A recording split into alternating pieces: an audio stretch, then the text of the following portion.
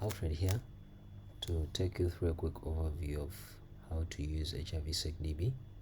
Once HIVseqDB is installed and launched, it will look something like this. This is its home page, and it has some information, quick overview about data management, data analysis, and the portability of it. And quick overview can be looked at by simply clicking on the more buttons on the home page. It has a full documentation, quite detailed documentation, which can be accessed through the documentation tab right up here, and also right at the left bottom here. Right, so to use HIVseqDB, one of the things we need to do is to log in, and these logins are given by the admin of the resource. For example, here I'm going to log in as Alfred, and once I get in,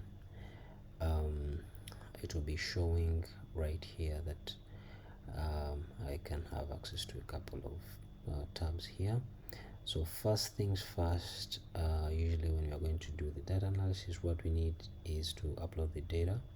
Can upload it in batches or as a single sample upload. Going by the batch upload here, there's a template for sample data which can be downloaded here, and the data is input as appropriate. Also corresponding FASTQ files prepared as indicated, and one of the things that we need to specify is the project name, which will identify these data that we have uploaded in one go. So for example, right here, the data that I'm using for this demonstration is open data from the European Nucleotide Archive, also accessible through the Sequence Read Archive on NCBI, and its project ID, bio project ID is this, so I'll use that. This data was sequenced, they sequenced protease and reverse transcriptase regions of the HIV genome. They used Illumina MySeq, and somebody can choose whatever is appropriate to them. And then the next thing is to upload the sample metadata as well as the corresponding FASTQ files, which you can do by simply browsing here. So for example, for this demo, we have put this data in this CSV file called Santiago 2016, and also the corresponding files are in the same folder. So if I could simply pick those up, so we can load all the FASTQ files, and after that is done, we can submit. So once this data are submitted, they'll be accessible through the data browser, which is separate for sample data and NGS data. So looking at the sample data, for example, it is stored as this tabular information with some filters whereby somebody can quickly select what they want across the different across the different variables in the sample metadata, for example. And then once that is done, the data can be exported as CSV, as Excel, can be copied, simply printed in tables. Same kind of looks for the NGS data, whereby it basically shows the project ID associated with a particular FASTQ file, the sequencing platform, and the file size and the region sequenced. Right, so once we have the data in, we can go on and create analysis, but what we need here is that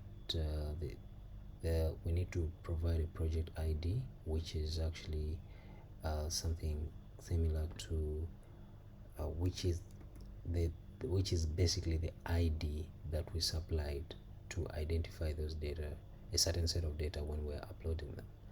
So currently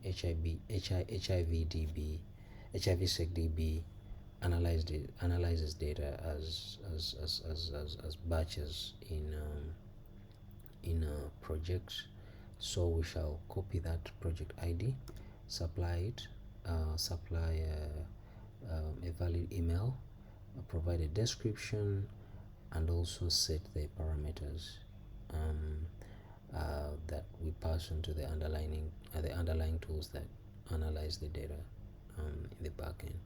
So we have provided some default values, of course with reference to the underlying tool, but feel free to change these as may deem necessary for your analysis.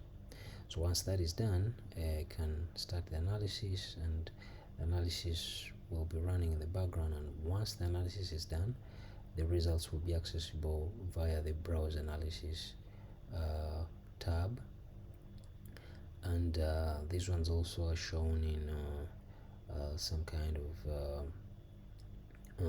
tabular form, whereby for each sample we have information about its susceptibility, the susceptibility of the particular individual to a certain drug. For example, here for this particular sample SSR that ends in 59, we have high level resistance to EFV, which is a non-nucleotide reverse transcriptase inhibitor. So we have this information for all the samples, and the other piece of information that we have here, for example, if I could probably like pick one of the samples, we can generate a drug resistance report. As you can see here, it will show the sequence name, the subtype, the version of HIVDB being used to analyze the data. It will show the susceptibility information to particular drugs in given drug classes, particularly protease inhibitors, reverse transcriptase inhibitors, and also integrase strand transfer inhibitors. And lastly, any comments given the mutations identified, as well as the references of some of the tools that we use to generate these reports. So, for example, this report shows up with the header of Uganda Virus Research Institute, but if we have documented on how to change, customize these reports in great detail on the GitHub of this resource.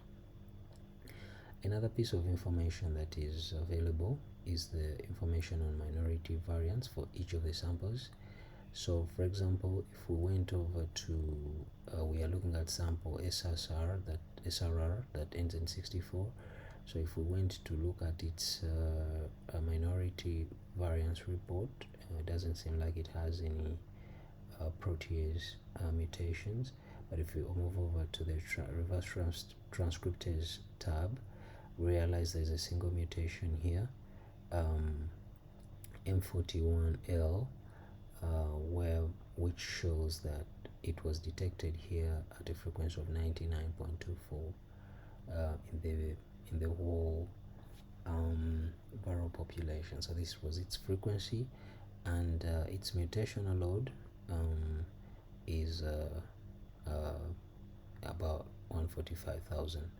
And that mutational load is basically a product of the mutation frequency of this mutation and the viral load of the sample from which this mutation was identified or detected.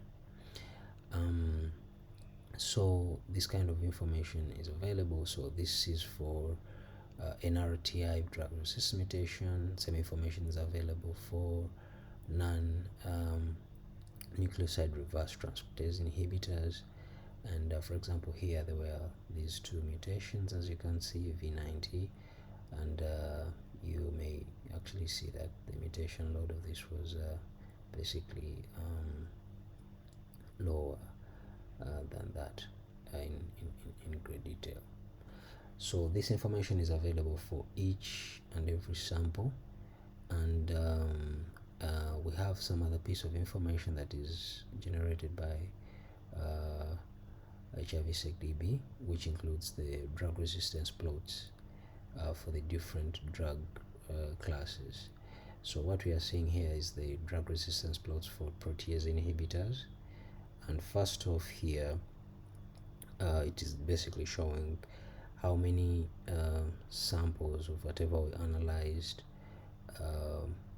belonging to a certain viral load range.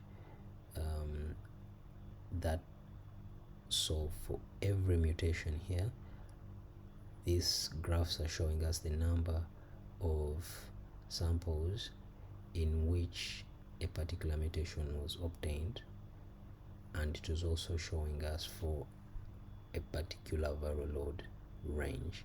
For example, here we have 3 individuals or 3 samples whose viral load was in the range of 10,000 to 100,000, in which this particular mutation was obtained, and we just had 2 individuals in which this mutation was observed, but the viral load of those was in a different level, which is 100,000, between 100,000 to 1 million. Another set of results that we have is the drug resistance levels across age groups.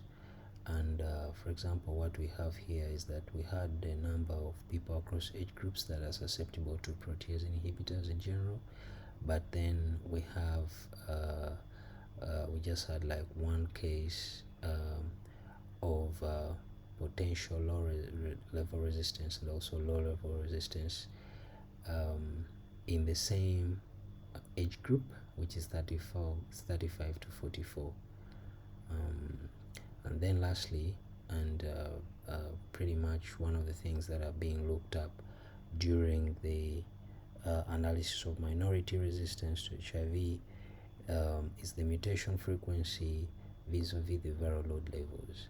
So one of the questions that could be very important is what thresholds of mutation frequency are associated. At which frequency can we associate a given mutation to biological failure or treatment failure? So for example, here for this particular mutation V11L, we realize that the mutation, the frequency of this mutation in samples of higher viral loads, that's 100,000 to 1 million, the frequency there is relatively higher as compared to samples with lower viral load levels, for example. So this demo just used a few samples to do this, but if we have reasonably a good number of samples, this kind of plots can be quite informative. And the good thing is we can download these images, we can download the data underlying to look at it further, maybe do statistics on them and the like, and then we can view it in full size and so on and so forth. So this is what HIVseqDB provides right now. It is fairly documented on this GitHub page, and also we have a demo platform on the HIVseqDB.org, which you can check out to see how the whole thing kind of works. And for people who want to develop this further or customize it for their own lab, this information is readily available on how to do that, and all the code is available on GitHub. There's also a Conda version, a Docker version of this if somebody wants to try that, and we're open to feedback, and we hope you find this useful. I thank you.